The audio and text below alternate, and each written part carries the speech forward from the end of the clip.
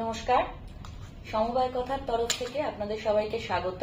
গত 3 মাস ধরে আমাদের এই ইউটিউব চ্যানেল আপনাদের তরফ থেকে অসংখ্য শুভেচ্ছা এবং সাহচর্য পেয়ে আমরা বর্তমানে বেশ একটা ভালো জায়গায়, বেশ কিছু ভিউয়ারশিপের মধ্যে রয়েছি এবং প্রত্যেক সপ্তাহে আমরা চেষ্টা করছি যে বিভিন্ন ধরনের টপিকের ওপর একটা করে ভিডিও সমবায় ক্ষেত্রের ওপর আপনাদের সামনে নিয়ে আসার জন্য।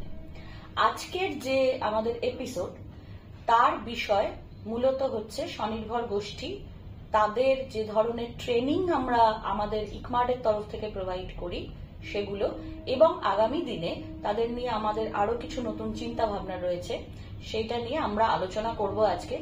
আলোচনায় আপনাদের সামনে আজকে রয়েছি।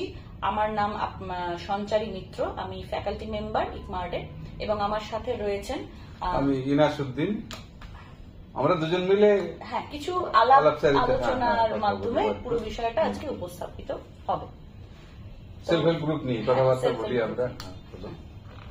স্যার, যে প্রশ্নগুলো গত কয়েক বছর ধরে কাজ করতে করতে উঠে আসছে, এবং আপনিও আমাদের সাথে বেশ কিছু মাস ধরে একদম পার্টিকুলারলি লং টার্ম সেক্টরে আপনার বিপুল অভিজ্ঞতা সেলফ হেল্প গ্রুপ নিয়ে, তা সত্ত্বেও অ্যাজ ফ্যাকাল্টি আমাদের সাথে আপনি কাজ করছেন। তো যে একদম সামগ্রিকভাবে আমাদের যেহেতু মূল কার্যক্ষেত্রটা long term sector, long term cooperative credit sector, এই ক্ষেত্রে সেলফ হেল্প গ্রুপের কি ধরনের প্রসপেক্ট রয়েছে বলে আপনার মনে হচ্ছে? মানে প্রশ্নটা সত্যি খুবই গুরুত্বপূর্ণ, এবং প্রশ্নটা খুব নতুনও নয়, কারণ লং টার্ম সেক্টরে তো অনেক এআরডিবি তো গ্রুপ করেছে। আমি তো নিজেও, তুমিও দেখলে কয়েকটা জেলায় গিয়ে, আমিও ইতিমধ্যে আমার কয়েকটা জেলা দেখা হলো। বেশ কিছু এআরডিবি কিন্তু এত রকম প্রতিকূলতা নিয়েও এসএসজি কিন্তু করছে। প্রতিকূলতা কিন্তু এআরডিবি সেক্টরে যথেষ্টই। মানে আমরা ভাবতে গেলে প্রথম দিকে ভেবেইছিলাম যে এআরডিবি গ্রুপ আদৌ করবে কি করে, কারণ এআরডিবি পক্ষে সেলফ হেল্প গ্রুপটা সামলানো সত্যিই খুব ঝামেলার। এটা প্যাক্সের সাথে অনেকটা মানাই। আর এটা প্যাক্স তার আশেপাশে 3-4টে গ্রাম নিয়ে এসএসজি করছে, প্যাক্সের মানুষজন খুব ক্লোজলি দেখতে পাচ্ছে, কারণ এসএসজিটা তো খুব ক্লোজ মনিটরিং এর ব্যাপার। এআরডিবি যে সেক্টর, যে কাজ এআরডিবি, তাতে কি ধরো একটা জেলাতে হয়তো তার 4-5টা ব্রাঞ্চ আছে, 2 কি 3টে ব্লক মিলে একটা ব্রাঞ্চ, 20-30 কিলোমিটার দূরে হয়তো গ্রুপ। তো যখন উদ্যোগ নেয় এআরডিবিরা গ্রুপ তৈরি করতে, তখন মনে হচ্ছিল যে এটা একটা দুঃসাহসী, আদৌ চলবে কি করে। কিন্তু দেখো, আমি এই গত কয়েক মাসে তুমি যেটা বললে, কিছু জায়গায় ঘুরে দেখে মনে হলো যে বেশ কিছু এআরডিবি কিন্তু খুব ভালোভাবেই করছে। রিসেন্টলি হাওড়া জেলায় গিয়ে দেখলাম ওরা তো প্রায় 600-র উপরে গ্রুপ চলছে। তো সুতরাং এটাকে একদম বলা যাবে না যে তুমি যেটা বলছো যে প্রসপেক্ট কেমন বা খুব জটিল। হ্যাঁ, জটিলতা তো প্রতিবন্ধকতা আছে, তার মধ্যে দিয়েও এআরডিবি গুলো কিন্তু গ্রুপ করছে এবং করা যায়, সেটা প্রমাণিত। আচ্ছা, ভালো লাগলো যে। আর আপনার কি মনে হয়েছে, মানে আগামী দিনে এআরডিবি গুলোর এই ধরনের এসএইচজি গ্রুপ করার ক্ষেত্রে অন্য সেক্টরের সাথে একটা কম্পিটিশনের প্রসঙ্গ, মানে আমার কাজ করতে করতেও যেটা অনেক সময় আমরা ফিল করেছি যে অন্যান্য বেশ কিছু সেক্টরে এআরডিবি যে এসএইচজি গুলো যে ধরনের বেনিফিটস পায়, আমাদের ব্যাংকগুলোর ক্ষেত্রে কিন্তু সেই ধরনের বেনিফিটের সুযোগ কম, যেহেতু এগুলো এখনো ব্যাংক হিসেবে স্বীকৃত না। তো সেই ক্ষেত্রে এসএইচজির সাথে, অর্থাৎ এসএইচজির যে মেন ব্যাংকিং লিঙ্কেজ প্রোগ্রাম, সেই ক্ষেত্রে কি ধরনের প্রতিবন্ধকতা সম্মুখীন হয় আর সেটাকে কি করে ওভারকাম করে? এটা খুব ভালো কথা বলেছো, কিন্তু একটা পয়েন্ট বলি, তুমি যেটা বললে ঠিক ব্যাংক নয়, এটা কিন্তু অত বড় সমস্যা নয়, কারণ একটা প্যাক্সও কিন্তু ব্যাংক নয়। বা আমাদের অনেক মহিলা সমবায় অনেক গ্রুপ করে, এসএসজি করে, তারাও ব্যাংক নয়। কিন্তু মানে ব্যাংক হওয়াটা অত বড় জরুরি বিষয় নয়। ব্যাপারটা হচ্ছে যে একটা ব্যাংকিং সেক্টরের সঙ্গে লিঙ্কেজটা ঠিকঠাক করাতে পারছি কিনা, সেটা যে ডাইরেক্টলি হচ্ছে তা নয়। ধরো প্যাক্সের ক্ষেত্রে বা একটা উমেন কোঅপারেটিভ, মহিলা কোঅপারেটিভ যেগুলো গ্রুপগুলো করছে, তারা গ্রুপ করা যে উদ্দেশ্যে, যে গ্রুপ মেয়েরা সঞ্চয় করবে, লোন পাবে, ট্রেনিং পাবে, সেগুলোও কিন্তু হচ্ছে। কিন্তু ব্যাংক না থাকা হওয়ার ফলে যে অসুবিধাটা, যে ইদানিং আমাদের রাজ্য সরকার বলো বা কেন্দ্র সরকার থেকে বিভিন্ন রকম সুযোগ সুবিধা যেগুলো আসে, কিছু ফিনান্সিয়াল টার্মে আসে, কিছু আদারওয়াইজ আসে, যেমন স্বাস্থ্যসাথী কার্ড বা অন্যান্য আসে, এইগুলোর জন্য তার একটা আইডেন্টিটি, একটা সেভিংস ব্যাংক অ্যাকাউন্ট প্রত্যেকের থাকা দরকার, যেটা সিবিএস সিস্টেম হতে হবে। তো এটা এআরডিবির পক্ষে তো এখনই কোনো সম্ভব নয়, অন্য সোসাইটি অনেকেরই সম্ভব নয়। তারা কিছুটা পরোক্ষভাবে হয়তো ডিসিসিবির সঙ্গে কিংবা অন্য কোনো ভাবে গ্রুপের মেয়েদের বা গ্রুপের অ্যাকাউন্টকে একটা সিবিএস কানেকশন একটা করাচ্ছে, সেটা বিভিন্ন প্রসেসে করাচ্ছে। যদি আমাদের এআরডিবি গুলো তাদের নর্মাল যে বিজনেসটা করছে, সেই যে তারা লোন দিচ্ছে, সেভিংস হচ্ছে, ট্রেনিং হচ্ছে, মেয়েদের কল্যাণের জন্য কিছু উদ্যোগ নিচ্ছে, সবই হচ্ছে, কিন্তু তাদের সেভিংস অ্যাকাউন্টটা যদি কোনো না কোনো ভাবে একটা সিবিএস প্ল্যাটফর্মে আনতে পারে, সেটা আমরা বলতে পারছি না ঠিক কিভাবে আসবে। ওই স্কার্ডও তো কিছু কিছু উদ্যোগ নিচ্ছে, কম্পিউটারাইজেশন হচ্ছে, আগামী দিনে বোধহয় তোমরা বলতে পারবে যে গভর্নমেন্টের বোধহয় একটা প্রজেক্ট আসছে না, যেটা লং টার্মের যে কম্পিউটারাইজেশনের প্রজেক্ট, সেটার মধ্যেই সেটা রয়েছে এবং খুব সম্ভবত আগামী দিনে ওটা সেটা হয়তো একটা সময় লাগবে, হয়তো 1-2 বছর লাগতেই পারে। তো ততদিন কি করবে সেটা এআরডিবি সেক্টর আমরা ঘুরে দেখেছি, ওরা নিজের মতো চেষ্টা করছে। ওইটা ওরা ওদের মতো করে যদি করতে পারে, বাকিগুলো কিন্তু অসুবিধা নেই। এই যে ট্রেনিং, পশ্চিমবঙ্গ সরকারের যে টাকা আমাদের কোঅপারেশন ডিপার্টমেন্টে তোমরা তো দিচ্ছ, ট্রেনিং ব্যবস্থা তো পাচ্ছে তারা এআরডিবি এরা। এছাড়া ওই যে পশ্চিমবঙ্গ সরকারের জাগো প্রকল্পের টাকা যখন এসেছিল তখন পেয়েছে ওরা, যে কোনো ভাবেই হোক পেয়েছে। খুব বেশি এটা বাধা হবে না, মানে অ্যাকাউন্ট না থাকাটা। যেটা বাধা হচ্ছে সেটা হচ্ছে এনআরএলএম যে অল ইন্ডিয়াতে যে পোর্টাল একটা তৈরি হয়েছে, সেটা একটা বৈশিষ্ট্য হচ্ছে যে সারা ভারতে যত এসএসজি আছে তাদেরকে একটা প্ল্যাটফর্মে নিয়ে এসে একটা বেনিফিটের আওতায় নিয়ে আসা অবশ্যই একটা ভালো দিক। আবার অনেক জটিলতাও আছে, কারণ স্টেট টু স্টেট তো ভ্যারি করে, সেলফ হেল্প গ্রুপের ধরন ভ্যারি করে।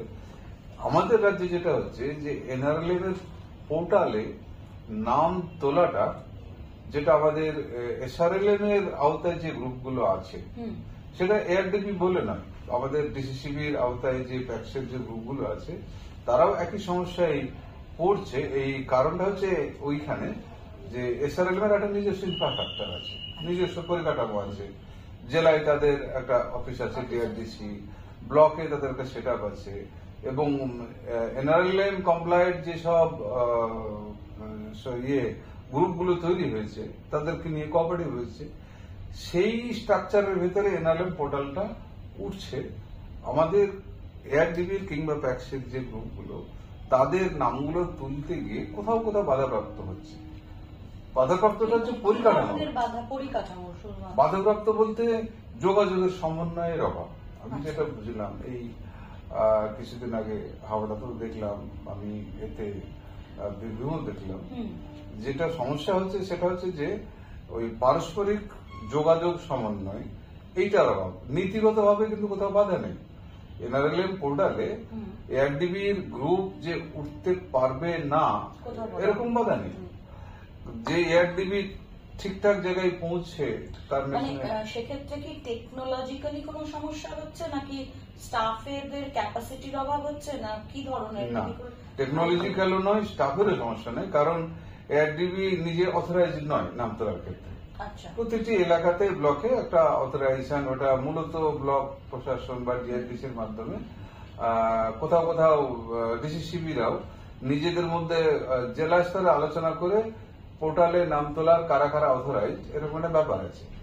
সাধারণত হয় কি, এআরডিবির যেহেতু ওই ফোরামে যোগাযোগ কম, ধরো বিএলবিসি কি ডিসিসি মিটিং গুলো, আমাদের এমনি কোঅপারেটিভ সেক্টরের সাথে ডিস্ট্রিক্ট অ্যাডমিনিস্ট্রেশনে কোন কোন জেলায় হয়তো একটু সম্পর্ক ভালো, কোন কোন জেলায় অতটা বেশি সম্পর্ক নেই। তার ফলে যারা পোর্টালে নাম তোলার জন্য দায়িত্বপ্রাপ্ত তাদের সাথে যোগাযোগটা হচ্ছে না। আচ্ছা, সেক্ষেত্রে আমার প্রশ্ন করতে করতে মনে হলো, অ্যাজ ট্রেনিং ইনস্টিটিউট কি আমাদের কোনো ভূমিকার কোনো স্কোপ রয়েছে? এটা একটা ভালো বলেছো, যে স্কোপ যদি নাও থাকে, মানে তৈরি করে নেওয়ার একটা চেষ্টা কিন্তু আমরা করতে পারি। অবশ্যই আমরা গত কয়েক বছর ধরে অনেক ধরনেরই স্কোপ তৈরি না, এসে ধরো তো এটাই বা নয় কেন? আমরা ইকমার্ট ট্রেনিং সেন্টারে আমাদের সামনে তো কোনো গ্রুপকেই তো আলাদা চোখে দেখা হয় না। না, এমনকি নারায়ণ পোর্টালে বা পঞ্চায়েতের গ্রুপ কোথাও যে ট্রেনিং এর ক্ষেত্রে আমরা সবার ক্ষেত্রেই সমানভাবে আমরা দেখি যে সবার উন্নতি হোক, গ্রামের মেয়েরা স্বনির্ভর হোক, সেটা তো ভালো, সবাই তো মানে কল্যাণ হোক। এবার কোঅপারেশন ডিপার্টমেন্টে বা আমাদের কোঅপারেশন ডাইরেক্টরেটে যারা আমাদের ইমিডিয়েট যোগাযোগ করতে পারি, আমরা নাবার্ডকে আমরা পরে ধরলাম, কোঅপারেশন ডাইরেক্টরেটে আমরা একটা অ্যাপ্রোচ করতেই পারি যে গভর্নমেন্ট টু গভর্নমেন্ট ডিপার্টমেন্টাল স্তরে তারা জেলায় যারা এয়ারশেষ আছেন তাদের মেশিনারি দিয়ে ডিস্ট্রিক্ট অ্যাডমিনিস্ট্রেশনের সাথে ওরা মানে সংযোগটা, যারা এসআরএলএম এর কাজের সাথে যুক্ত তাদের সাথে ওরা সংযোগটা করুক। ইকমার্ট এর পক্ষ থেকে তো সেই মেশিনারিও নেই, কিন্তু ইকমার্ট বারবার একটা দাবি ক্যাটালিস্ট হিসেবে যদি আমরা জাস্ট লিংকেজটার ব্যাপারে একটু উদ্যোগ নিই, যে একটা কোঅর্ডিনেশন করিয়ে দেওয়া, এইটুকু কাজ অন্তত মানে যারা করছে তাদের কাছে যেন সব গ্রুপের এআরডিবি বা সবাই যেন পৌঁছাতে পারে। একদম একদম। বিশেষ করে যেসব জেলায় পৌঁছাচ্ছে না সেই খবরটা আমরা কালেক্ট করতে পারি, আমরা ইকমার্টের পক্ষ থেকে এটা তো করতে পারি, দিয়ে গভর্নমেন্টকে রেজিস্ট্রার কাছে আমরা তুলে ধরতে পারি যে মানে আলটিমেটলি মেয়েদের নামগুলো পোর্টালে উঠুক। এটা তাদের পোর্টালে উঠলে হয়তো কোথাও কিছু বেনিফিট পেতে পারে, ইদানিং হয়তো অনেকে পাচ্ছে না সেটা অন্য কথা, কিন্তু বেনিফিট পেলে যেন সবাই পায় সেটা তোলা যেতে পারে। আচ্ছা, রিসেন্টলি তো আপনি আমাদের অনেকগুলো এআরডিবির বেশ কিছু এসএইচজি আপনি দেখলেন, ওয়েবসাইটেরও কিছু দেখলেন আপনার। আমি এবারে ট্রেনিং এর প্রসঙ্গে ফিরে আসি। কি কি ধরনের ট্রেনিং আপনার মনে হয়েছে যে ইমিডিয়েটলি এদের, আমি কোনো স্কিল ট্রেনিং এর কথা বলছি, ওটা তো পরে আসছি, কিন্তু মানে অ্যাডমিনিস্ট্রেটিভ ইত্যাদি বিষয়ে কি কি ধরনের প্রয়োজনীয়তা রয়েছে বলে মনে হচ্ছে? এটা দেখো, মানে এটা আমার নিজের অভিজ্ঞতার বলছি, সবার সাথে হয়তো নাও মিলতে পারে। মানে কিছু কিছু জেলায় গ্রুপ, অনেকগুলো জেলায় করেছে গ্রুপ, কেউ কম কেউ বেশি, কিন্তু দেখা যাচ্ছে যে মনিটরিংটা কিভাবে করবে তার একই রকম নয়। জেলা ওয়াইজ নিজের মতো করে একটা সিস্টেম গড়ে তুলেছে। আমি একটা উদাহরণ দিই, তোমার হাওড়া জেলায় আমাদের বোধহয় পশ্চিমবঙ্গে যত এআরডিবি যারা গ্রুপ করেছে তার মধ্যে এই মুহূর্তে আমার মনে হয় হাওড়া জেলার সংখ্যাটা সবচেয়ে বেশি, প্রায় 700 কাছাকাছি গ্রুপ। না, গ্রুপ আছে আরো অন্য ব্যাংকেরও, কিন্তু আমার মনে হয়েছে মানে যে কটা ব্যাংকে আমরা দেখেছি মনিটরিং এবং কন্ট্রোলের ক্ষেত্রে কিন্তু হাওড়ার একটা নিজস্ব স্ট্রাকচার নিজেদের মতো করে, এবং সেটা এগিয়ে নিয়ে চলেছে। তো সেটার থেকে একটা শিক্ষণীয় এটা আমি ধরো যে গ্রুপের সংখ্যাটা এতটা গ্রুপ, এবং গিয়ে দেখলাম যে এই গ্রুপগুলো প্রায় 15 বছর তো বটেই, প্রায় 20 বছরের কাছাকাছি গ্রুপ চলছে এদের, 15, 18, 16, 17 বছর ধরে গ্রুপগুলো চলছে। 2006-07 এরকম সাল থেকে এদের গ্রুপগুলো মানে শুরু হয়েছে। তো এটাও তো একটা শিক্ষণীয়, আশ্চর্য যে এতদিন ধরে চলছে কি করে। যখন গ্রুপ তৈরি হয়েছিল 6-7 সালে গভর্নমেন্টের এত ফেসিলিটি, এত বেনিফিট ছিল না, ভেঙে যাওয়ার চান্স কম ছিল, কিন্তু ক্রমশ গত 10-12 বছরে তো বিভিন্ন রকম বেনিফিট, পঞ্চায়েতের গ্রুপের বেনিফিট, ট্রেনিং ইত্যাদি, তারপরও কিন্তু হাওড়া এডমিনিস্ট্রেটিভ গ্রুপগুলো আছে। কি জন্য আছে তো একটা রহস্যের মতো। আমার যেটা মনে হলো যে এরা প্রথমটাই এই প্রায়োরিটিতে ওরা গ্রুপ তৈরি এসএসজিটাকে অনেকটা উপরে রেখেছে, কারণ ওদের একটা বড় অঙ্কের লোন কিন্তু ওরা এখানে দিয়েছে। তাহলে এটা তো বিজনেস ওয়াইজ এটা একটা মানে এটা একটা সেক্টর, এআরডিবি সেক্টরে তো বিজনেস সংকুচিত হয়ে আসছে না ক্ষেত্রগুলো। তো হাওড়া এআরডিবি এখানে একটা প্রায় 8 কোটি টাকার মতো একটা ইনভেস্টমেন্ট আছে সেখানে, টাকাটা তো কম নয়। তো এটা তো একটা বিজনেস দিক, সেটা তো একটা বিজনেস দিক, এটাকে আমরা শুধু ওইভাবে দেখলে ভুল হবে। একটা ওয়েলফেয়ার মোটিভেই তো করেছে তারা, কল্যাণ হোক মেয়েদের এবং আমাদের ব্যাংকের নাম হোক তার সঙ্গে জুড়ে থাকে। মনিটরিংটা কি করে করছে সেটা দেখলাম যে ওরা, আপনার কথায় মনে পড়লো সম্ভবত হাওড়ায়, আমি এক্সাক্ট এক্ষুনি আমার মনে পড়ছে না, ওরা নিজস্ব কিছু স্কিমও চালু করেছে এসএইচজির পরিবারগুলো, মানে যে সমস্ত পরিবার এই এসএইচজি গুলোর মধ্যে রয়েছে তাদের জন্য আলাদা আলাদা কিছু স্কিমও চালু করেছে। আমার মনে হয় আমাদের পরবর্তীকালে একটু সেটা ওদের থেকে ভালো করে একটু জেনে, হ্যাঁ আমি যেটা শুনলাম ওদের ওই কিছু ওয়েলফেয়ার বেনিফিট, বিপদে পড়লে একটা পাবে কিছু টাকা পয়সা, এরকম ধরনের কিছু স্কিম ওরা তারপরে ওরা চালু করেছে। এই যে আমরা মানে ট্রেনিং গুলো দিচ্ছি, সেই ট্রেনিং গুলো সব ব্যাংক এটা স্বীকার করতে বাধা নেই যে সবাই ততটা গুরুত্ব সহকারে মেয়েদের কাছে পৌঁছাক, এই একটা চেষ্টাও তো ওরা থাকে। এরা কিন্তু ট্রেনিং গুলো পৌঁছে দেওয়ার ব্যাপারে একটু যত্নবান হয়। এবং আমি যেটা লক্ষ্য করেছি ইকমার্ট ট্রেনিং মানে আমাদের এআরডিবি সেক্টরে এসএইচজি স্কিল ট্রেনিং এ বেশিরভাগ ব্যাংকই কিন্তু ইকমার্ট ঢোকার পরে তাদের ট্রেনিং ইত্যাদিগুলো এই ধরনের স্কিল ট্রেনিং শুরু করেছে। কিন্তু হাওড়া কিন্তু ইকমার্ট আসার আগেই ওদের ডব্লিউবিএসসিএল বা অন্যান্য যেখানে যেখানে যেভাবে সুযোগ পেয়েছে ওরা কিন্তু দীর্ঘদিনের ওদের একটা অনেকদিন ধরে এই ট্রেনিং করে চলেছে। ফোকাস এবং মনিটরিং এর ক্ষেত্রে ওদের যে গ্রুম করানো সেটার ক্ষেত্রে এইটা একটা বড় কাজ করেছে। এবারে যেটা রিসেন্ট আমি ছিলাম সেদিন, ওরা একটা যে সজনী মডেল যেটা বলছে রিপ্রেজেন্টেটিভ মডেল, এই মডেলটা অন্যান্য ভাবেই ওরা করছিল এতদিন, এখন একটা স্ট্রাকচারে ওরা একটা নিয়ে এসছে। কারণ এতগুলো গ্রুপ যাদের বাড়ি প্রথমত সমস্যা যেটা হচ্ছে 20 কিলোমিটার 25 কিলোমিটার 30 কিলোমিটার দূরে, সেখান থেকে ব্রাঞ্চে আসা মেয়েরা তবু আসে মাসে একবার। কেন আসে সেটা নিশ্চয়ই যেটুকু প্রশ্ন করে যেটা পেলাম যে নিশ্চয়ই কোনো কারণে কি বেনিফিট পায়, লোন তো অন্য জায়গাতেও পেতে পারে। তো সব জায়গায় যেটা ভালো ফিডব্যাক যেটা আমরা পাচ্ছি সেটা হচ্ছে যে ব্যাংকটাকে ওরা নিজেদের একটা মনে করে, ব্যবহারটা ভালো পায়, সুপারভাইজার বা ব্যাংকের স্টাফদের সঙ্গে ওদের কানেকশনটা ভালো লাগে। তো এটা তো একটা ফ্যাক্টর, এবং এটা কিন্তু ঠিক অবজেক্টিভ কোনো কিছু দিয়ে মাপা যাবে না, এটা একটা সাবজেক্ট। আরেকটা হচ্ছে যে এখন যেটা সমস্যা খুব দাঁড়িয়েছে যে ক্লোজ মনিটরিং, তার জন্য হাওড়া যে অ্যাডপ্ট করেছে সজনী মডেল, আমরা নামটা সজনী মডেল, আসলে ওটা একটা লিডারশিপ। তো যে প্রত্যন্ত এলাকাতে মেয়েরা 20-25 কিলোমিটার দূরে যে আসবে, খবরাখবর সংযোগটা কিভাবে রক্ষা হবে। তো ওরা যে মডেলটা করছে যে প্রতিটি পাড়া থেকে এলাকা থেকে একজন একজন করে লিডার ওরা তুলে নিয়ে একটা রিপ্রেজেন্টেটিভ করে ওই 30-35 জনের একটা টিম ওরা বানিয়ে ফেলেছে। এই যে প্রায় 600, 650 কি 700 কাছাকাছি গ্রুপ, এদের সাথে মানে যোগসূত্র রাখার জন্য লিডারশিপ নিয়ে প্রায় 30-35 জন একটা টিম করেছে, তাদের মধ্যে একটা হোয়াটসঅ্যাপ গ্রুপ করে ফেলেছে। এটার একটা প্লাস পয়েন্ট হলো যে একদম হেড অফিস থেকে জেলা গ্রামের প্রান্ত পর্যন্ত মুহূর্তে যে কোনো বলা, যে কোনো বার্তা আদান প্রদান করা, সংযোগটা সুবিধা হচ্ছে। কেউ হয়তো মেয়ের অভিযোগ জানাতে পারছে যে আমার লোনটা আটকে আছে, বা আমি ট্রেনিং পাচ্ছি না, বা আমি জিনিসটা তৈরি করেছি বিক্রি করবো কি করে, আমার খবর পেলাম যে ওই গ্রুপের মাধ্যমে ভাষায় আবেদন কি করে করতে হয়, উদ্যম পোর্টালে কি করে তুলতে হয়, এসব আলোচনা হচ্ছে। এটা তো একটা বেনিফিট পাচ্ছি। আমার মনে হয় এটাও একটা কারণ।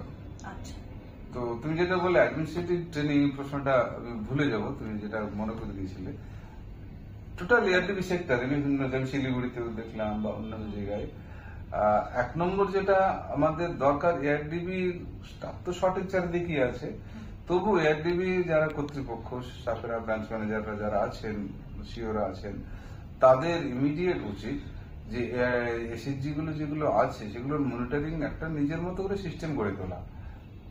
সব জায়গায় একরকম হবে না, হাওড়াতে একরকম, আমরা শিলিগুড়িতে গিয়ে দেখলাম তাদের একটু নগর ভিত্তিক, তো তারা তাদের মতো মনিটরিং সিস্টেম গড়ে তুলেছে। মোট কথা ব্রাঞ্চের সুপারভাইজার যদি তার ব্লকের এসএইচজির খবরাখবর না রাখে তাহলে কিন্তু মনিটরিং করা খুব মুশকিল। তো যেখানে যেখানে মনে করে যে গ্রুপটা শুধু বোধহয় ব্রাঞ্চ ম্যানেজার বা হেড অফিস দেখবে, এইভাবে তো দেখা যাবে না। আমার চোখে পড়েছে এরকম যে কোথাও কোথাও হয়তো এটা না জেনে, ইন্টেনশনে নাও হতে পারে, যে সুপারভাইজার তো অন্যান্য লোন দেখবে, ইনকোয়ারি করবে, রিকভারি করবে, সেটা আবার সুপারভাইজার দেখবে কেন? তো এইটা কোথাও কোথাও আছে বলে আমার মনে হলো যে সুপারভাইজারকে ইনভলভ করা দরকার। একটা দুটো ব্লক নিয়ে তো সুপারভাইজার আছে, সেই ব্লকে হয়তো কত 30-40-50টা হয়তো গ্রুপ আছে, সেই গ্রুপগুলোর মনিটরিং এর দায়িত্ব যদি সুপারভাইজার নেয় তাহলে তার পক্ষে একটা স্ট্রাকচার তৈরি করা। আর যদি ওই রকম মডেল সে সজনী নাম দিয়ে হোক বা যে নাম দিয়ে হোক, কিছু লিডারশিপ বাছাই করে তাদের 50 হ্যাঁ আলাদা করে এই বিভিন্ন বিষয়গুলো যাতে তারা এই সাপোর্টটা সাপোর্ট করতে পারে। তো এই ট্রেনিং বলতে স্কিল ট্রেনিং যা হচ্ছে সেটা তুমিও জানো ভালো, তুমি তো অনেকগুলো ট্রেনিং 2-3 বছরে দিয়ে যাই। আমার চেয়ে তুমি ভালো বলতে পারো ফিডব্যাক কেমন, ট্রেনিং এর ফিডব্যাক সেটা কেমন? নিয়ে আসছি, আমি সেটা নিয়ে বলবো। আচ্ছা, সেটা নিয়ে তাহলে এরপরে কথাটা রিসেন্টলি আমরা আমাদের শুধুমাত্র লাস্ট ইয়ারের যে কটা ট্রেনিং আমরা প্রোভাইড করেছি 23-24-এ, তো সেটার একটা ইম্প্যাক্ট ইভ্যালুয়েশন ওটা ডাইরেক্টরেটও চাইছিল যে আমরা করি, মানে ট্রেনিংটা কতটা কাজে লাগে। তো সেটা করার জন্য প্রথম কথা হচ্ছে আমরা যেটা ডিসাইড করেছিলাম যে যে অর্গানাইজেশনের এসএইচজি তাদেরই বলা যেত যে আপনারা খুঁজে নিয়ে এসে নিয়ে বলুন যে কে কে কাজ করছে, কে কে করছে না, কি ব্যাপার, যারা ট্রেনিং পেয়েছে। কিন্তু আমরা সেই পদ্ধতিটা নিই।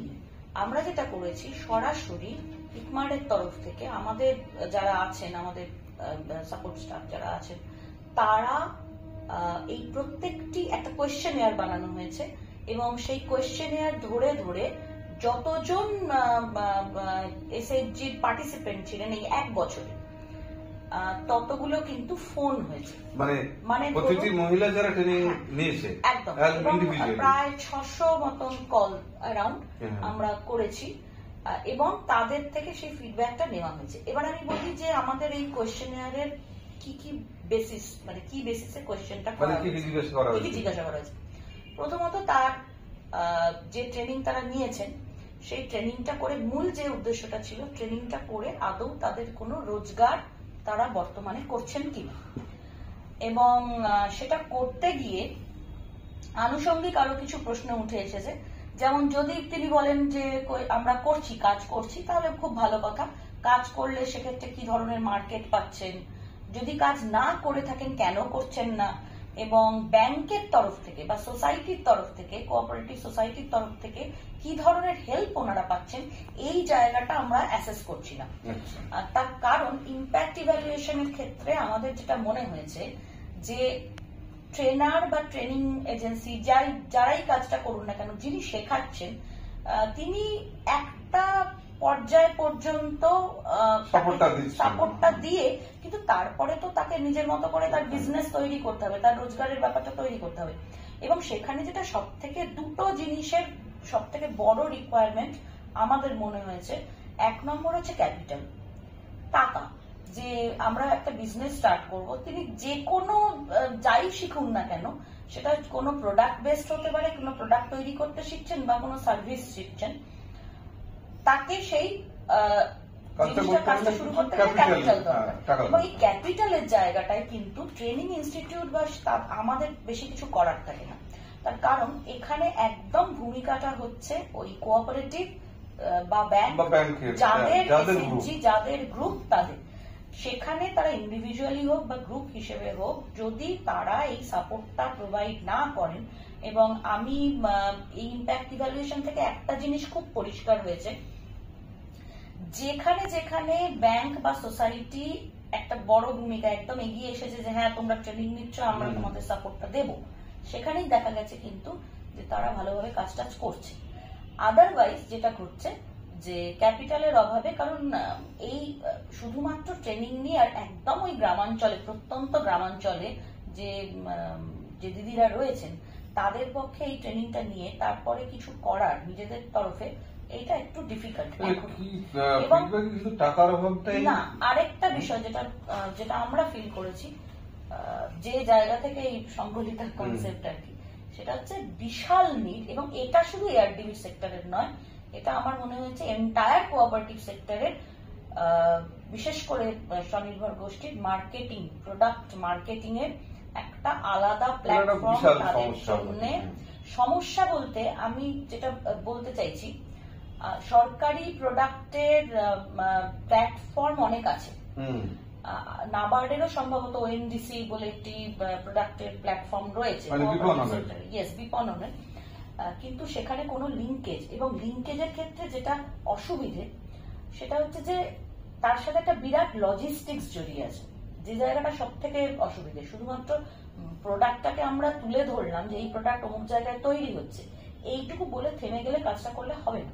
ওর সঙ্গে আনুষঙ্গিক আরো তো রিকোয়ারমেন্ট আছে। প্রোডাক্টটা সব থেকে যেটা কাস্টমার এন্ডে যাতে প্রোডাক্টটা পৌঁছয়, একটি প্রত্যন্ত গ্রাম, সেটা নর্থ বেঙ্গলের কোনো গ্রামাঞ্চলের হোক, আদিবাসী অঞ্চলে আমাদের প্রোগ্রাম হয়েছে, সেই কোঅপারেটিভ সোসাইটির মেম্বারদের প্রোডাক্ট হোক, বা পুরুলিয়ার কোথাও হোক, বা বর্ধমানের কোথাও হোক, হাওড়ার কোথাও হোক, সেই জায়গা থেকে প্রোডাক্টটা এনে কাস্টমার এন্ডে পৌঁছানো, কাস্টমারের হাতে প্রোডাক্টটা আসতে হবে। এই যে লজিস্টিক্সটা তৈরি করা, এইটা খুব ডিফিকাল্ট ব্যাপার, কারণ এটার সাথে মানে কস্ট ইনভলভমেন্ট, এটা ভ্যালু অ্যাড করতে করতে করতে যেটা হবে সেটা হচ্ছে আলটিমেটলি প্রাইসিংটা হয়তো প্রোডাক্টটা ধরে রাখা যাবে না।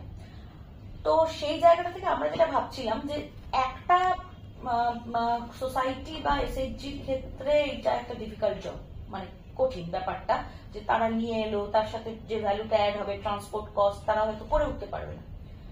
কিন্তু যদি আমরা সবাইকে নিয়ে একটা সেন্ট্রালি একটা কোনো প্ল্যাটফর্ম করতে পারি, যেখানে তাদের জিনিসগুলো সেখানে আসবে এবং সেখান থেকে আমরা কাস্টমার এন্ডে পাঠাবো, হ্যাঁ, এবং সরাসরি এখানে কোনো মাঝে কোনো রকম প্ল্যাটফর্ম থাকবে না, কোনো মিডল টায়ার বাদ দিয়ে যদি সেন্ট্রালাইজড একটা হয়, তাহলে কিন্তু এটা সম্ভব। এবং সেটা করতে গিয়ে আমার এইটা দিয়ে এই চিন্তা ভাবনার জায়গা থেকে ইকমার্টের তরফে আমাদের, যেটা আমরা আগের ভিডিওতেও একটা বলার চেষ্টা করি, হ্যাঁ, যে একটা ইকমার্টের মানে প্রেমিস একটা সেল কাউন্টার, তার নাম হচ্ছে একটা, হ্যাঁ, এটা আমরা নাম খুব সম্প্রতি আমাদের নামটা ফাইনাল হয়েছে, নাম হবে সংকলিতা। এটা রবীন্দ্রনাথের একটি, আমরা জানি, কবিতা গল্পগুচ্ছ, কবিতা গুচ্ছের নাম সংকলিতা। তো বিভিন্ন সংকলনকে একটা জায়গায় নিয়ে আসা, এবং এইখানে আমাদের যেটা থাকবে সেটা হচ্ছে বিভিন্ন কোঅপারেটিভ সোসাইটির আমরা 4 ধরনের প্রোডাক্ট রাখছি। সেটা এসএইচজি প্রায়োরিটি থাকছে, স্বনির্ভর গোষ্ঠীর প্রোডাক্টটাই সেখানে প্রায়োরিটি। তার বাইরেও কিছু কিছু প্রোডাক্ট আছে শুধুমাত্র স্বনির্ভর গোষ্ঠী না, অনেক কোঅপারেটিভ সোসাইটি নিজেরাও তৈরি করে, নিজেরা তৈরি করে, সেই ধরনের প্রোডাক্টও সেখানে। কোঅপারেটিভ সেক্টরে তার মধ্যে স্পেশালি মেয়েদেরটাকে ফোকাস করে, একদম ফোকাস থাকবে যারা মার্কেট ঠিক পায় না। আমি স্যার যতটুকু দেখেছি কোঅপারেটিভ সোসাইটিরা মূলত স্বনির্ভর গোষ্ঠীর মাধ্যমেই প্রোডাকশনগুলো করে বিভিন্ন রকম। এর মধ্যে আমরা রাখছি হচ্ছে নন পেরিশেবল ফুড আইটেমস থাকছে, যেমন কিছু চাল থাকবে, তুলাইপাঞ্জি চাল, দুধেশ্বর চাল, যে সমস্ত সোসাইটি এগুলো করছেন। মশলা থাকছে, তেল, ঘি, মধু, এই ধরনের নন পেরিশেবল ফুড আইটেমস যা বোঝাই, এইটা একটা পার্ট থাকছে। তার সাথে থাকছে হচ্ছে কিছু ডেকোরেটিভ আইটেম, হাতের কাজে শৌখিন জিনিস, ট্রাইবাল আর্ট, সেইগুলো সেই ধরনের হ্যান্ডলুমের প্রোডাক্ট থাকছে। আমরা রেডিমেড গার্মেন্টসটা রাখছি না, কারণ কলকাতা শহরে এই জায়গায় রেডিমেড গার্মেন্টের মনে হয়েছে যে খুব একটা বেশি হবে না, প্রচুর মার্কেট আছে। হ্যাঁ, হ্যান্ডলুম, ড্রেস মেটেরিয়াল, সেই প্রোডাক্টগুলো থাকবে। আর এই ধরনের, আর এর সাথে কিছু প্ল্যান্ট অ্যান্ড নার্সারি, এই ধরনের প্রোডাক্ট, গাছ, এই ধরনের প্রোডাক্ট, সবই হচ্ছে কোঅপারেটিভ সোসাইটি। তো সংকলিতা মোটামুটি তাহলে কি রেডি হচ্ছে? সংকলিতার মানে প্রস্তুতি, কনস্ট্রাকশন শেষ পর্যায়ে, বাইরের সিভিল কনস্ট্রাকশন যেটা আমাদের এখনো শুধু বাকি রয়েছে, ভেতরে ফার্নিচারের কাজ আর ইলেকট্রিক্যাল ওয়ার্কস ইত্যাদি। তো নিশ্চয়ই ইতিমধ্যে তো যোগাযোগ অনেক জেলার অনেক সোসাইটির সঙ্গে হয়েছে, আমরা তারা চাইলে যোগাযোগ করতে পারে। আপনারা, আমি এটা এই বার্তাটুকু দিতে চাই, যে সমস্ত সোসাইটি বা যে সমস্ত সেলফ হেল্প গ্রুপ ভিডিওটি দেখছেন, তারা অবশ্যই আমাদের সাথে সরাসরি যোগাযোগ করুন। আমাদের ইমেল আইডিতে যোগাযোগ করতে পারেন ikmart.training@gmail.com, অথবা আমাদের যে ওয়েবসাইট আছে ikmart.org, আরেকবার বলছি www.ikmart.org, সেখানে আমাদের কন্ট্যাক্ট ডিটেলস পাবেন। সেই কন্ট্যাক্ট ডিটেলস দেখে আমাদের সরাসরি ফোনও করতে পারেন।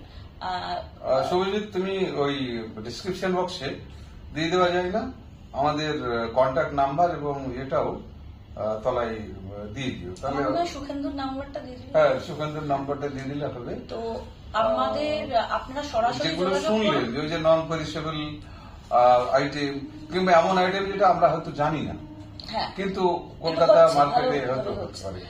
আর একটা জিনিস শুধু বলে রাখবো, যে কিছু নর্মস আমাদের ফলো করতে হচ্ছে, যেহেতু এটা একটা এস্টাবলিশ স্ট্রাকচারের মধ্যে চলে আসবে। সেটা হচ্ছে যে যারা আসবেন তাদের উদ্যম রেজিস্ট্রেশন এবং ফুড প্রোডাক্টের ক্ষেত্রে বিশেষ করে ফ্যাসাই রেজিস্ট্রেশন, এই দুটো কিন্তু মাস্ট। আর যদি আপনাদের সেগুলো না করা থাকে সেক্ষেত্রেও ইকমার্টে আপনারা যোগাযোগ করবেন। আমরা এখান থেকে সেটা চেষ্টা করব। এটা অনলাইন প্রসেস, খুবই সামান্য একটা প্রসেস, আমরা সেটা সেইটুকু সাপোর্ট আমরা এবং এটা মাথায় রাখতেই হবে যে প্যাকেজিংটা যেন ঠিকঠাক হয়। একদম, কারণ মধু আমি বানালাম কিন্তু প্যাকেটটা ঠিক হলো না। প্যাকেজিং খুব গুরুত্বপূর্ণ বিষয়। আমরা চেষ্টা করছি যতটা পারা যায় ইকো ফ্রেন্ডলি প্যাকেজিং এর দিকে যাওয়ার। এখন ফুড প্রোডাক্টের ক্ষেত্রে, অন্যান্য ডেকোরেটিভ আইটেমের ক্ষেত্রে সেটা কিছু অসুবিধা না, কিন্তু ফুড প্রোডাক্টের ক্ষেত্রে এই জায়গাটায় একটা চ্যালেঞ্জ রয়েছে। চ্যালেঞ্জটা হচ্ছে আমরা দেখতে পাচ্ছি যে বিভিন্ন সারা রাজ্য জুড়ে যারা যে সমস্ত এসএইচজি মশলা ইত্যাদির কাজ করছেন তারা কিন্তু এখনো ওই প্লাস্টিক প্যাকেজিং এর দিকেই যাচ্ছেন। খুব অল্প, মানে খুব কম মাইক্রনের, পাতলা পাতলা ক্যারি ব্যাগ। হ্যাঁ, এখন আগামী দিনে আমাদের ইচ্ছে আছে যে যাতে একটু সেই প্যাকেজিংটাকে ডেভেলপ করা যায়, তবে এটা একদম প্রাথমিক পর্যায়ে এই মুহূর্তে অন্তত মাথায় রাখতে হবে যেটা যে মানে প্লাস্টিক ক্যারি ব্যাগের ব্যবহার যত কমানো যায়।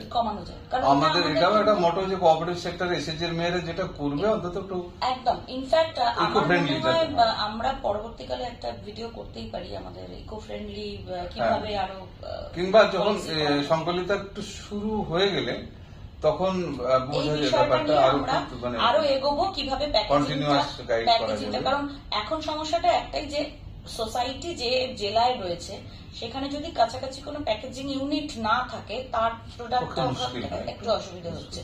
তো আমরা চেষ্টা করব সেই প্যাকেজিং ইউনিট যদি কাছাকাছি থেকে থাকে তাদের সাথে একটু লিঙ্ক আপ করিয়ে যেটা করানো। কিভাবে হবে সেটা পরবর্তীকালে। তো সংকলিত স্টার্ট হতে এখনো যা কিছুদিন সময় আছে, এর মধ্যে একাধিকবার আমাদের যোগাযোগ হতেই পারে এ বিষয়ে। কিন্তু ভুলে যাব, তুমি একটা সার্ভের কথা বললে আমার জানার খুব আগ্রহ হচ্ছে যে আমাদের ইকমার্টের যে স্কিল ডেভেলপমেন্ট ট্রেনিং গুলো হয়, ধরো সেলাই ট্রেনিং হলো, জামজিলি আচারের হয়েছে, এছাড়া মোমবাতি তৈরি, তারপরে আরো অনেক কিছু তৈরির ট্রেনিং হয়েছে, নর্থ বেঙ্গলে বিভিন্ন ধরনের ট্রেনিং হয়েছে। তো ধরো এক একটা প্রোগ্রামে 30 জন 25-30 এরকম অ্যাভারেজে পার্টিসিপেট করে। তো এই যে প্রায় 600 ফোন করে সার্ভে হয়েছে, একটা বড় সড়ো ব্যাপার। তো তোমার রেজাল্টটা কিরকম, 30 জনের মধ্যে কতজন ট্রেনিংটা নিয়ে কাজে লাগিয়েছে, এরকম কিছু ফিডব্যাক পেয়েছো? হ্যাঁ, ফিডব্যাক পেয়েছি। এবং আমি একটা জিনিস বলে নিই, যেহেতু এই পার্টিকুলার স্টাডিটা শুধুমাত্র 23-24 সালের পার্টিসিপেন্ট হয়েছে, অতএব একদম রিসেন্ট স্টাডি। পুরোনো প্রোগ্রামের কি অবস্থা সেটা আমরা জানি না এখনো। এবং এই প্রোগ্রামগুলো কিন্তু এআরডিবিতেই সব থেকে বেশি হয়েছে, মানে ম্যাক্সিমাম প্রোগ্রাম আমার এআরডিবির প্রোগ্রাম ছিল।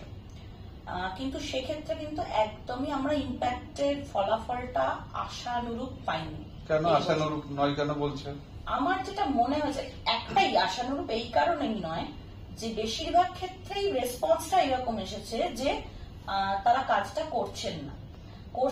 তার কারণ জানতে গিয়ে যেটা দেখতে পাচ্ছি, তারা ভালো করে শেখেনি। ভালো করে অবশ্যই, কারণ আমার তো প্রত্যেকটা ট্রেনিং এর শেষে একটা করে পরীক্ষা হয়। আমার ইচ অ্যান্ড এভরি প্রোগ্রাম, সেখানে 100 নম্বরের পরীক্ষা মাস্ট। সেখানে একটা রিটেন টেস্ট আছে, সেখানে একটা প্র্যাকটিক্যাল টেস্ট আছে। এটা বোঝা যাচ্ছে যে ট্রেনিং এর কোয়ালিটিটা খারাপ। ট্রেনিং এর কোয়ালিটি তারা শিখেছেন, একজনও কিন্তু এরকম পাইনি যে শেখেননি বা প্রোগ্রামটায় পার্টিসিপেট করেছেন অথচ শেখেননি, এই কথাটা কেউ বলেন। তারা শিখেছেন, কিন্তু শিখে তার পরবর্তীকালে মানে এখানে একটা মোটিভেশনের হয়তো ভীষণ একটা অভাব হচ্ছে।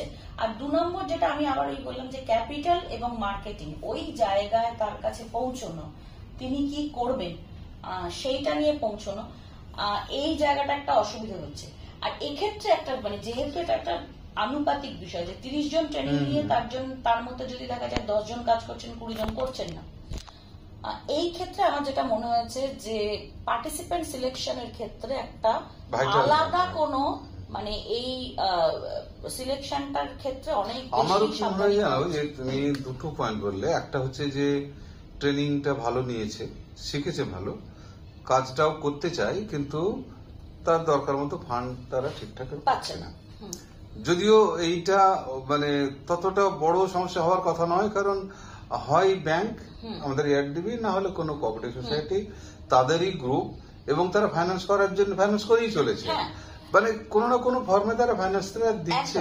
এখানে একটা ইচ্ছের মানে যে নেবে, যিনি নিজে উদ্যোগী হবেন আগামী দিনে, সেই ধরনের পার্টিসিপেন্ট সিলেকশন করা জরুরি। এবং এটা শুধু আমাদের প্রোগ্রামের ক্ষেত্রেই নয়, আমার ধারণা সমস্ত প্রোগ্রামেই এই ধরনের নিড বেসড।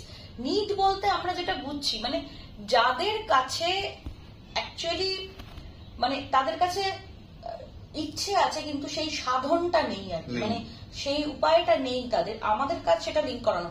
এবং আমাদের যেহেতু আমাদের মানে নর্মসে বলে দেওয়া আছে যে এক একটা ব্যাচে 30 জন পার্টিসিপেন্ট, অনেক ক্ষেত্রেই হয় কি সোসাইটি গুলো এই 30 জন পার্টিসিপেন্টই তারা সিলেক্ট করবে, কিন্তু আমরা বারবার বলছি 30 জনের প্রয়োজন নেই, আমাকে 10 জন এমন মেয়ে যারা আছেন দিদিদের দিন যারা সত্যি সত্যি কাজটা করবেন, ইন্টারেস্টেড।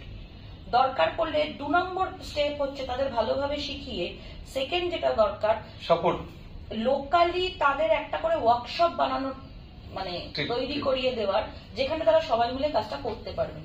অর্থাৎ ক্লাস্টার বেসিসে যদি অ্যাপ্রোচ গুলো না নেওয়া যায় আগামী দিনে। ঠিক এই জায়গাটাই আমার এই কয়েকটা ব্যাংকে ঘুরে যেটা মনে হলো, তুমি যেটা বললে যে 30টা না হোক 10টা হলেও ঠিক আছে, কিন্তু কোয়ালিটি হোক। তো আমার এটা ধারণা হয়েছে সব জায়গায় হয়তো নাও মিলতে পারে, সত্যি সত্যি যে গোড়াতেই অনেকটা গলদ হয়ে গেছে সিলেকশনের জায়গায়। ট্রেনিং সেলাই হোক বা জামজিলি আচার হোক, একটা ট্রেনিং এর যখন পাওয়া যাচ্ছে, তো ব্যাংক কর্তৃপক্ষ বলো, এআরডিবির কিংবা সোসাইটির, তাদের ট্রেনিং সিলেকশনের সময় তারা সঠিক ক্যান্ডিডেট সিলেকশনটা করতে যে পারছে না। কেন পারছে না? ওই জায়গাতে ওই যে তুমি বলে অ্যাডমিনিস্ট্রেটিভ জায়গাতে কিছু একটা দরকার, সেটা আমার আরো একবার বলা যে যদি ক্লোজ লিঙ্ক না থাকে, মনিটরিংটা না থাকে, তাহলে তো বাছাই করাটা মুশকিল হবেই। যে একজন ব্রাঞ্চ ম্যানেজার তো জানে না যে কোন মেয়েটা কাজটা করবে কেন। এই জায়গায় আমার মনে হয় একটু যে ট্রেনিং যারা প্রোভাইড করছেন তাদেরকে একটা দায়িত্ব আগামী দিনে হয়তো নিতে হবে। এই সিলেকশনটা একটা স্ক্রিনিং পদ্ধতি কোনোভাবে ইন্ট্রোডিউস করতে হবে। আমার মানে চিন্তা ভাবনায় আছে, দেখা যাক। স্ক্রিনিং পদ্ধতি যাই বলো, স্মার্ট প্রশিক্ষণ দেওয়ার দায়িত্ব, প্রশিক্ষণ দিচ্ছে, ফান্ড দিয়ে ব্যবস্থা করে দিচ্ছে নাবার্ডের কাছ থেকে, গভর্নমেন্ট কাছ থেকে নিয়ে এসে ইকমার্টের পক্ষ থেকে যতটা সম্ভব ভালো ট্রেনার জোগাড় করা, কোয়ালিটি ট্রেনিং এর ব্যবস্থা করা, সবই করা হচ্ছে। কিন্তু যাদের জন্য ট্রেনিংটা, ধরো কোনো এআরডিবি তার এসএসজির জন্য ট্রেনিংটা করবে, তো সেই এআরডিবির ইনভলভমেন্টটা যদি আরেকটু গুরুত্বপূর্ণ না হয়, তার যদি এটা না থাকে, স্ক্রিনটা করা মানে তো একটা পরীক্ষা নেওয়া, তো এই কাজটা তো তাদেরই করার কথা যে আমি কোন মেয়েদেরকে সিলেক্ট করবো। কারণ আগামী দিনে আমাদের ভাবতে হবে, আমরা সংকলিতার মতো একটা উদ্যোগ নিচ্ছি, কিন্তু সেটা হয়ে গেলেও কিন্তু আলটিমেটলি তাকে সেই পার্টিসিপেন্টদের শিখিয়ে সেখানে তৈরি করিয়ে তাকে প্রোডাক্ট তৈরি করে আনানোটা, এটা একটা তাদের কাছেও একটা বড় সুযোগ হতে পারে যদি তারা ঠিক ভাবে এইটা ফলো করেন। কিন্তু যদি সেটা না হয়, সেক্ষেত্রে তো ওই ট্রেনিংটার আলটিমেটলি সেভাবে ফুল হবে না। তাহলে আমরা যেহেতু এই সংকলিতার কনসেপ্টটা এই কারণেই আনা, যে সংকলিতাকে এমন ভাবে তৈরি করা আগামী দিনে ইচ্ছে রয়েছে যে যারা এই পার্টিসিপেন্ট আমাদের ট্রেনিং এ যারা এগুলো শিখছেন, বা আমাদের শুধু না, মানে বিভিন্ন এই ধরনের ট্রেনিং এ কোঅপারেটিভ সেক্টর এসএসজি যারা এই ধরনের স্কিল ট্রেনিং পাচ্ছেন, তারাই এগিয়ে এসে এন্টারপ্রেনার আস্তে আস্তে তৈরি হবেন, নিজেরা উদ্যোগী হবেন, তাদেরই প্রোডাক্ট আমাদের এখানে আনা হবে আস্তে আস্তে। দেখো মানে সংকলিতা একটা সেল কাউন্টার, ছোটখাটো আমি যেটা বলতে চাইছি গোটা রাজ্যের প্রোডাক্ট তার বিক্রি করতে পারবে না, কিন্তু সেটা হচ্ছে ট্রেনিংটা তো কোনো বিচ্ছিন্ন বিষয় নয়, ট্রেনিংটাকে আলাদা করে দেখলে কিন্তু ট্রেনিংটা কোনোদিনই ফ্রুটফুল হবে না। ওটাকে ওই মার্কেটিং এর সাথে যতক্ষণ না আমরা লিঙ্ক করতে পারছি, মানে এটা সমবায়ের আন্ডারে হোক, অন্য জায়গার আন্ডারে হোক, যেখানেই যে যাই করুন না কেন, ঠিক যেভাবে আমরা কর্পোরেট সেক্টরে প্লেসমেন্টের কথা ভাবি, আমাদের এখানে এই স্বনির্ভর গোষ্ঠীগুলোকে সত্যি সত্যি স্বনির্ভর মানে তাদের রোজগারের রাস্তাটা এখান থেকে বার করার ব্যবস্থা করতে হবে। এবং আমার কি মনে হয় যেন যেটা করা মানে সম্ভব মানে আমাদের যে স্ট্রাকচারে আমরা কাজ করি, জেলা জেলায় এআরডিবি আছে, জেলায় জেলায় ব্যাংক আছে, সোসাইটি আছে, গ্রুপের মেয়েরা তো তাদের উপর নির্ভরশীল হয়। এবার গ্রুপের মেয়েদের যদি এরা একটু গাইড করে প্যাকেজিং এ, প্রোডাক্টে এবং এই কলকাতায় এনে পৌঁছে দেওয়া, এই ব্যাপারটা যদি তারা একটু মনিটরটা রাখে, তাহলে কি যেটা বলছিলাম যে শুধু একটা সংকলিতার মাধ্যমে গোটা রাজ্যে সবার প্রোডাক্ট বিক্রি করা সম্ভব না, কিন্তু এটা একটা মডেল এবং এটা একটা উদাহরণ যে এরকম একটা স্কোপ আছে, স্কোপ রয়েছে। তাছাড়া এইখানটা একটা মিড পয়েন্ট তো বটে যে কলকাতায় এরকম একটা সেন্টারে এখন তো অনেক মিডিয়া কাজ করে, সোশ্যাল মিডিয়াও কাজ করে, বিভিন্ন মিডিয়া কাজ করে, এটা একটা কন্ট্যাক্ট পয়েন্টও হতে পারে যেটা ভালো প্রোডাক্ট, ভালো কোয়ালিটির, ধরো বাঁকুড়ার কোনো একটা ভালো হাতের কাজ কোনো প্রোডাক্ট এখানে কারো না কারো চোখে পড়ছে বা ভালো লাগছে, পরবর্তীকালে ওয়েবসাইট, অনলাইন যেসব প্ল্যাটফর্ম গুলো আছে এর সাথে কানেক্টেড করা যেতে পারে। যদি তার ভালো লাগে তাহলে এই সংকলিতের মাধ্যমে হয়তো দেখা গেল যে একটা বাল্ক অর্ডার মানে পেয়ে যেতে পারে, বা মুর্শিদাবাদ, নদিয়া বা পুরুলিয়ার কোনো প্রত্যন্ত এলাকাতে কোনো মানে বিষয়, এটা একটা কন্ট্যাক্ট পয়েন্ট তো হতে পারে। তো সুতরাং আমরা বরং আশায় থাকি আগামী দিনে। আমরা সবাই শুরু করছি, আশা করি আগামী দিনে এটা নিয়ে আরো বেশি মানে আরো এগোনো যাবে। এবং আপনারা মানে যারা সবাই বন্ধুরা দেখছেন ভিডিওটি শেয়ার করুন বেশি করে, কারণ এই বিষয়টা দেখুন কলকাতা থেকে ইকমার্টের পক্ষ থেকে একটা চেষ্টা শুরু হয়েছে বা চলছে। তো আপনাদের যদি এর মধ্যে কোনো ভিউজ থাকে যে আর এইরকম করলে এটাকে কিছু করা যায়, বেটার করা যায়, আপনারা কমেন্ট বক্সে লিখুন, নির্দ্বিধায় লিখুন। আমাদের ডিসক্রিপশন বক্সে ফোন নাম্বার তো মানে দেয়াই থাকবে, সঞ্চারী বলেছে, ইমেল দেওয়া থাকছে, আপনারা বলুন। আমাদের এখান থেকে যতটা পারা যায় উদ্যোগটাকে আমাদের কাজে লাগাতে হবে। আশা করি আগামী দিনে আবার দেখা হবে। সবাই ভালো থাকবেন। নমস্কার।